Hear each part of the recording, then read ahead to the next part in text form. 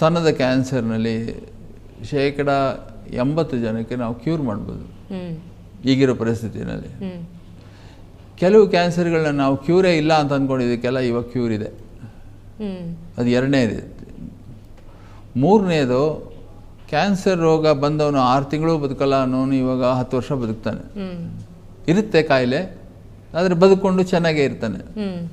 So ಇವಾಗ ಏನಾಗ್ತಾ ಇದೆ ನಮ್ಗೆ ಅನ್ನಿಸ್ತಾ ಇರೋದೇನು ಅಂದರೆ, ಕ್ಯಾನ್ಸರ್ ರೋಗ ಒಂಥರ ಡಯಾಬಿಟಿಸು, ಬ್ಲಡ್ ಪ್ರೆಷರ್ ಇದ್ದಂಗೆ ಇದು ಒಂದು ಕಾಯಿಲೆ. ಇದು ಏನು ಅಂದರೆ ದುಬಾರಿ ಕಾಯಿಲೆ, ಇದು ಸುಲಭದ ಕಾಯಿಲೆ ಅಲ್ಲ. ಹೌದು, ಬಹಳ ದುಬಾರಿ, ಖರ್ಚು ಮೇಲೆ ಖರ್ಚು ಬರ್ತಾನೆ ಇರುತ್ತೆ, ಹೆದರಿಸ್ತಾನೆ ಇರುತ್ತೆ. ಅದೊಂದು ಬಿಟ್ಟರೆ ಇದು ಕ್ಯಾನ್ಸರ್ ಕಾಯಿಲೆಗೆ ಚಿಕಿತ್ಸೆನೂ ಒಳ್ಳೆಯದಿದೆ, ಲಾಂಗ್ ಟರ್ಮ್ ಕ್ಯೂರ್ಸು ಇದೆ.